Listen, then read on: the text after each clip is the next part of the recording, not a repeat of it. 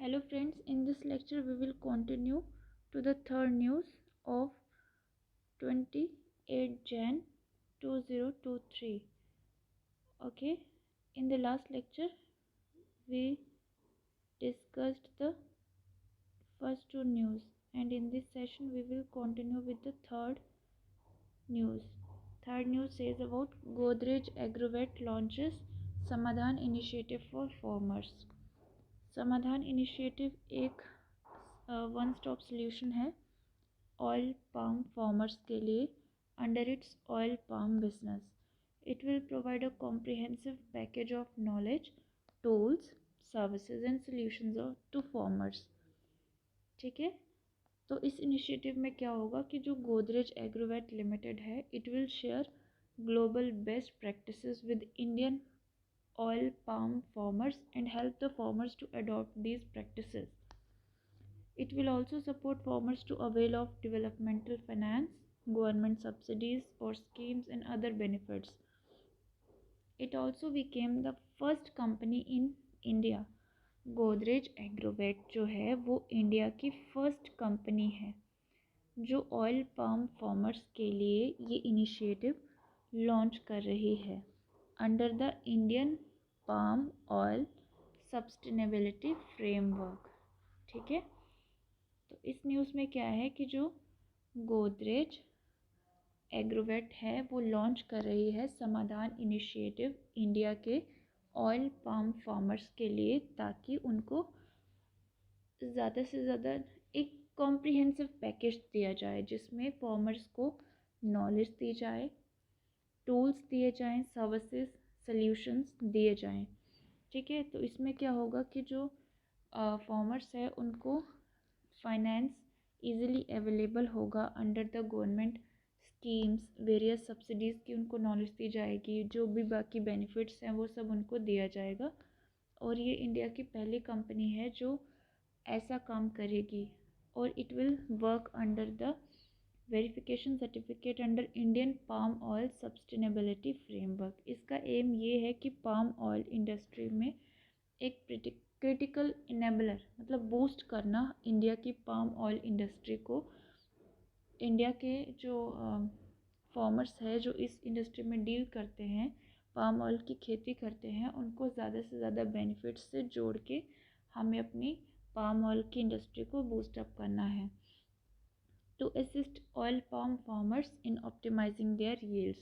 तो ऑटोमेटिकली अगर उनको पूरी सर्विसेज मिलेंगी, नॉलेज मिलेगी, बैंक से फाइनेंस मिलेगा, सब्सिडीज़ वगैरह, स्कीम्स वगैरह, उन सब के बेनिफिट्स मिलेंगे, तो ऑटोमेटिकली जो पाम ऑयल इंडस्ट्री है उसमें बेहतर देखने को मिलेगा. फार्मर्स जो है वो अपनी प्रोडक्शन को बढ़ा पाएंगे लेटेस्ट एग्रीकल्चरल टेक्निक्स को यूज़ करके. तो इसमें कुछ की पॉइंट्स ये है कि जो गोदरेज एग्रोवेट है, इट विल इस्टेब्लिश 50 समाधान सेंटर्स अक्रॉस इंडिया बाय 2027. जो गोदरेज एग्रोवेट है, इट विल इस्टेब्लिश अराउंड 50 समाधान सेंटर्स अक्रॉस इंडिया बाय 2027.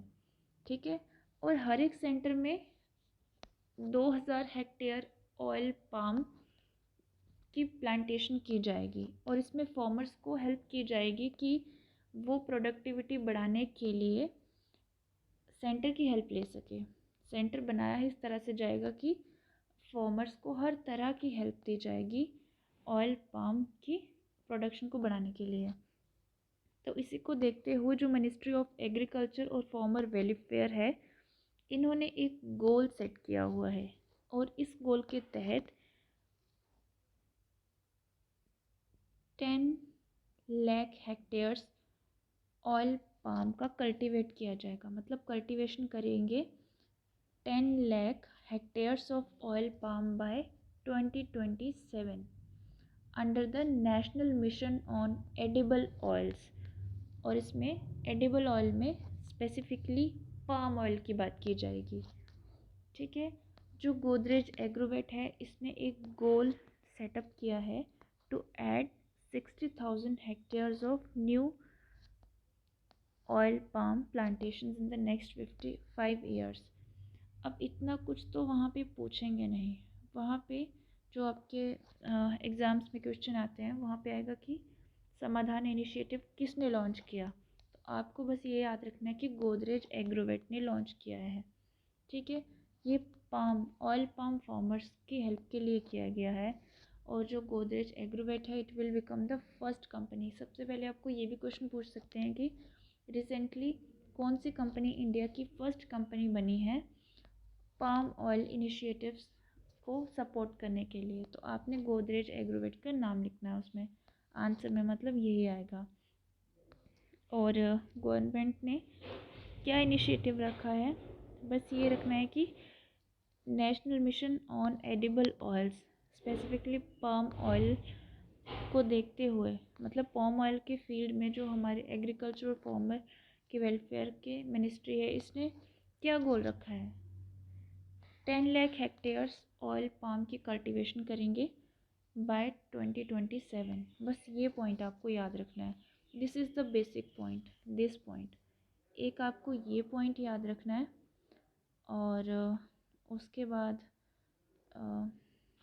क्या हो रहा है, उसके बाद आपको ये पॉइंट याद रखना है कि फर्स्ट कंपनी है ये वाला। 2 पॉइंट हो गए, ठीक है। उसके बाद आपको याद रखना है कि गोदरेज एग्रोवेट लिमिटेड का मैनेजिंग डायरेक्टर कौन है, बलराम सिंह यादव। और इसका हेडक्वार्टर कहाँ है, मुंबई महाराष्ट्र में। बस ये चीज़ें याद रखनी है, ठीक है। गोदरेज एग्रोवेट लिमिटेड का एमडी है बलराम सिंह यादव और हेडक्वार्टर्स है Mumbai Maharashtra. Now moving towards the next news, it is about union minister doctor Mansukh Mandaviya unveils world का पहला इंट्रान क्या लिखा है सॉरी इंट्रांसल कोविड-19 वैक्सीन। ये जो हमारे यूनियन मिनिस्टर है डॉक्टर मनसुख मांडविया, इन्होंने वर्ल्ड की पहली इंट्रानासल कोविड-19 वैक्सीन को अनवील किया है। इसकी शॉर्ट फॉर्म है INNCO-VACC, इंट्रानेसल कोविड-19 वैक्सीन, इंट्रानेसल। ओके, 26 जनवरी 2023 में जो मनसुख मांडविया है ये यूनियन मिनिस्टर है हेल्थ और फैमिली वेलफेयर के। इन्होंने वर्ल्ड की पहली इंट्रानेशनल कोविड-19 वैक्सीन को अनवील किया है। और इस वैक्सीन का नाम क्या है, INNCO-VACC। लास्ट में तो हो गया वैक्सीन, लास्ट में ये हो गया वैक्सीन, CO हो गया कोविड और इंट्रानेशनल है ना, इंट्रानेशनल I मीन्स इंट्रानेशनल। ये हो गया आपका sorry guys my handwriting is international. और CO हो गया कोविड-19, ठीक है। ये आपको ऐसे ही याद रखना है। आई एम जस्ट INN, ये हो गया आपका इंट्रानेशनल, ठीक है। और CO हो गया कोविड और VACC, दिस मीन्स वैक्सीन। ये किसने लॉन्च किया, मनसुख मांडविया ने। और वो कौन है, यूनियन मिनिस्टर है हेल्थ और फैमिली वेलफेयर के। और ये कब लॉन्च किया गया, 26 जनवरी 2023 को। और ये किसने डेवलप किया, Bharat biotech international limited, Bharat biotech international limited in collaboration with biotechnology industry research assistance, एक पब्लिक सेक्टर अंडरटेकिंग है under the department of biotechnology, ministry of science and technology. तो उनका ये कहना है कि इंडिया में डॉक्टर जो मनसुख मांडविया है उन्होंने ये कहा कि over 65% of vaccine supplied in the world were from India. Means India में ही ये दवाई बनाएंगे और 65% जो वैक्सीन्स है जो वर्ल्ड को सप्लाई की जाएंगी वो इंडिया से होंगी। मीन्स वैक्सीन के क्षेत्र में एक्सपोर्ट को बढ़ाने के लिए एक प्रयास है हमारे सरकार का कि वैक्सीन के क्षेत्र में भी हम एक्सपोर्ट करेंगे, क्योंकि हम पहले भी करते रहते हैं और ज़्यादा प्रयास करते हैं ताकि एक्सपोर्ट्स ज़्यादा बढ़ सके। तो बस आपको यही याद रखना है। कौन सा वैक्सीन था, किसने बनाया? Bharat biotech international limited plus biotechnology industry research assistance, इसने मिलके बनाया। और जो बायोटेक्नोलॉजी इंडस्ट्री रिसर्च असिस्टेंस है, ये एक पब्लिक सेक्टर अंडरटेकिंग है, PSU है। किसके अंडर आता है? Biotechnology, ministry of science and technology, department of biotechnology, ministry of science and technology. ठीक है। उसके बाद हम करेंगे इंटरनेशनल अफेयर्स। इसमें आएगा UNESCO and Solvay launch STEM education program in Asia. STEM का मतलब होता है साइंस। ठीक है, मैं आपको सबसे पहले तो इसका फुल फॉर्म बता देती हूँ because it is very important to know it. ठीक है,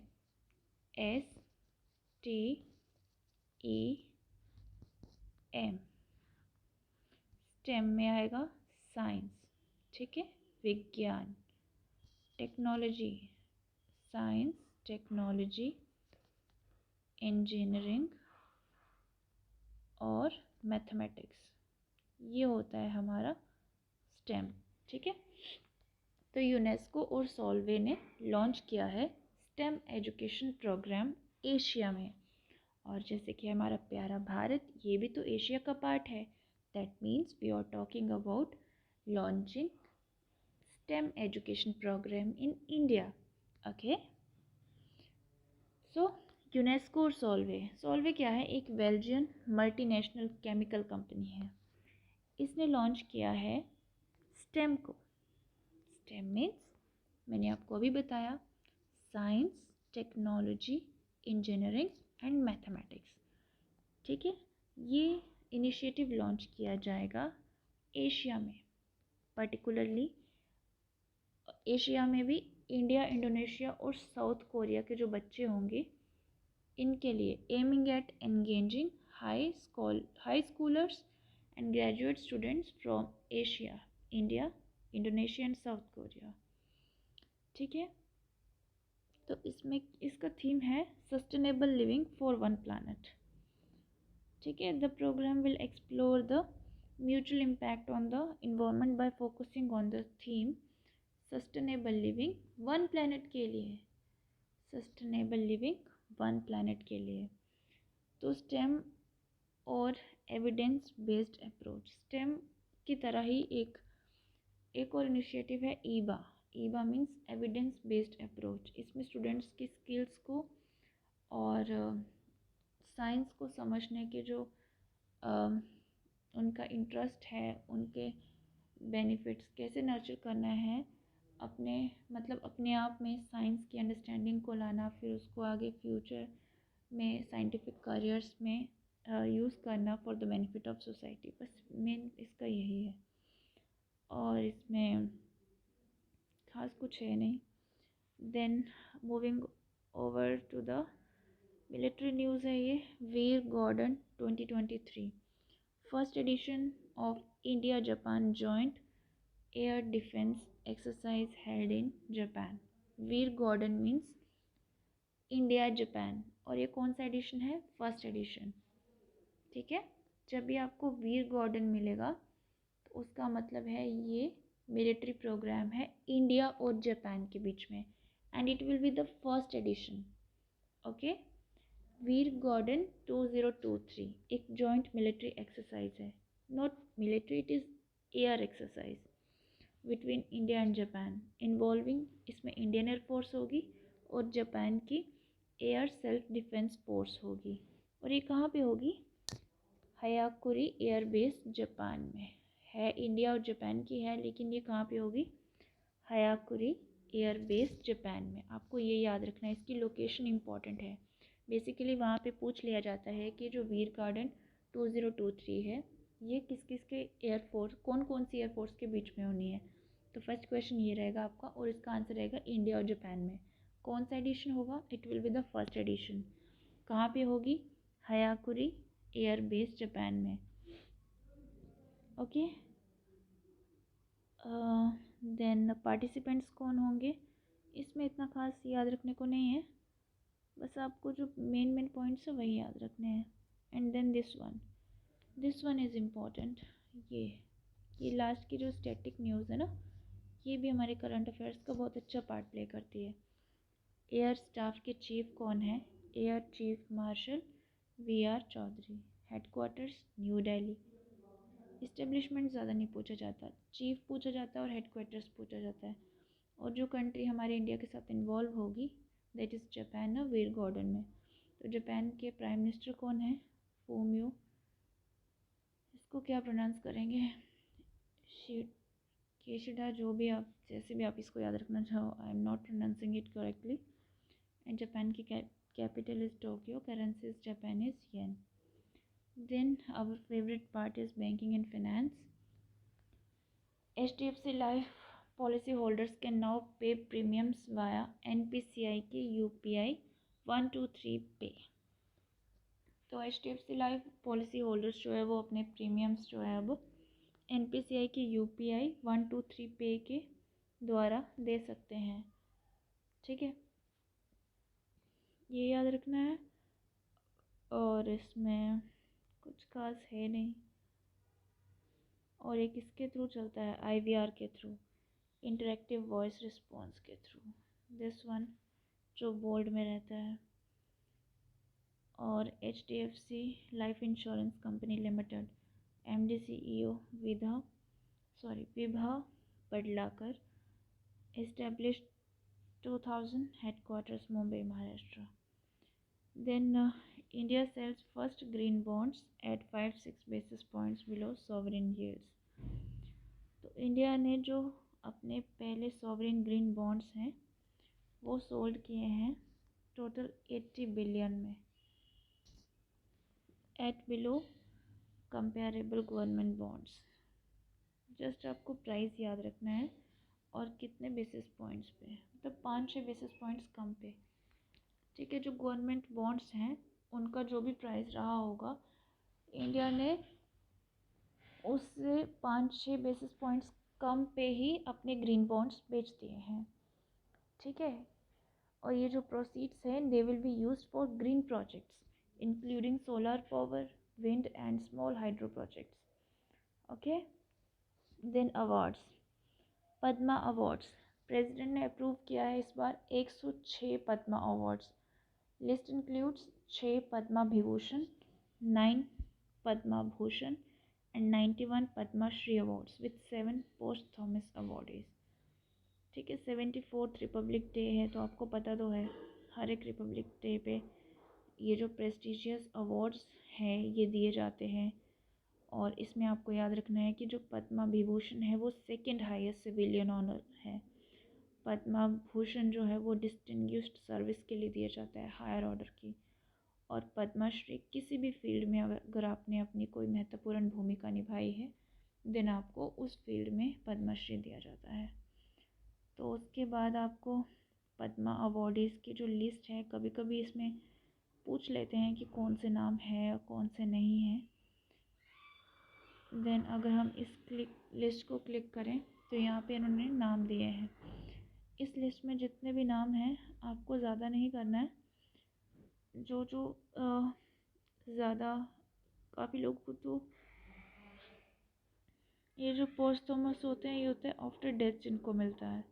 ठीक है, तो ये लिस्ट आप एक बार देख लीजिए, कोशिश करिए थोड़ा सा याद रखने की, क्योंकि ज़्यादातर तो करंट अफेयर्स MCQs में पूछे जाएंगे, बट स्टिल इतना ज़्यादा नीड नहीं है इसको करने के लिए ना। Then entrepreneur Sunil Krishnan honoured with doctor Baba Saheb Ambedkar national contribution award. ठीक है, एंटरप्रेन्योर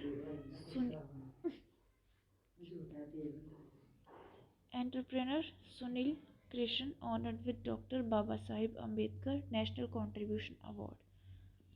तो जो ग्लोबल एंटरप्रेनर हैं सुनील कृष्णन जी, इनको doctor Baba Sahib Ambedkar national contribution award मिला है। क्यों मिला है?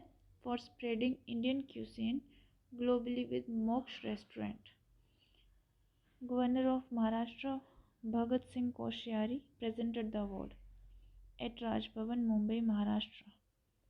ठीक है, इन्होंने इंडियन क्यूजीन को ग्लोबली प्रमोट किया होगा with Moksh restaurant. Then India elected as vice chair at the 12th session of Food and Agricultural Organization Intergovernmental Technical Working Committee on Animal Genetic Resources at Rome, Italy। ठीक है, India जो है वो vice chair elect हुआ है 12th session पे। जो 12th session होगा फूड एंड एग्रीकल्चरल ऑर्गेनाइजेशन का, वहाँ पे जो इंडिया है वो हमारा वाइस चेयर बनेगा। ठीक है, तो एक्चुअली ये ITWG है क्या? It was created by food and agricultural organisation commission on genetic resources for food and agriculture. और इसमें क्या किया जाता है? बेसिकली टेक्निकल इश्यूज़ को देखा जाता है और रिकमेंडेशंस की जाती हैं रिलेटेड टू ANGR। ANGR है एनिमल जेनेटिक रिसोर्सेज, मतलब जेनेटिक रिसोर्सेज को बचाए रखने के लिए उसमें फर्दर मॉडिफिकेशंस वगैरह। बाकी इतना सारा याद रखने की ज़रूरत नहीं है, बस आपको फूड एंड एग्रीकल्चरल ऑर्गेनाइजेशन के डायरेक्टर जनरल जी का नाम, इनके हेडक्वार्टर और इनके इस्टेब्लिशमेंट याद रखनी है। हेडक्वार्टर्स मोस्ट इम्पॉर्टेंट रहते हैं। Tata Trusts appoint Siddharth Sharma as new CEO and Aparna Uppalari as first COO। बस इसमें आपको कोई याद रखना कितना स्टेक हुआ कितना नहीं स्टेक हुआ, बस आपको जस्ट फर्स्ट लाइन याद रखनी है। ठीक है, Tata Trust appoint Siddharth Sharma as new CEO and Aparna Uppaluri as first chief operating officer. ठीक है, एक ही न्यूज़ को जब आप 2-3 बार रिमाइंड करोगे ना तो आपको बेसिक पॉइंट याद रह जाएंगे। ठीक है, इसमें आपको मेन क्या चीज़ें याद रखनी है? टाटा ट्रस्ट ने अपॉइंट किया है सिद्धार्थ शर्मा को new CEO and Aparna Uppalari को first chief operating officer. Okay, then Anurag Gupta appointed as vice president and head of global merchant and network services in Amex. इतना याद नहीं रखना, बस अनुराग गुप्ता का नाम याद रखना है। अनुराग गुप्ता कौन अपॉइंट हुए? Vice president and head of global merchant and service network services in Amex India, American express India में। अमेरिकन एक्सप्रेस इंडिया ने रिसेंटली अनुराग गुप्ता को क्या बनाया? Vice president and head of global merchant and network services। Means they have recently appointed only one person as 2 positions and that personality name is Anurag Gupta। Okay, then sports। So guys, today we will end the session till this appointment and we will continue the other news section in the next video। So I hope you will be getting benefited and most importantly आपकी suggestions welcomed है। आप जो भी improvements चाहते हैं, मतलब किस तरह से आप पढ़ाया जाए ताकि आप ज़्यादा से ज़्यादा उसको रिमाइंड कर सकें। आप पूरी डिटेल की न्यूज़ पढ़ना चाहते हैं या कुछ आपके लिए पॉइंट्स पिकअप करके लाए जाए, आप मुझे कमेंट्स बॉक्स में सजेशंस दे सकते हैं। So that's all for today. Thank you guys.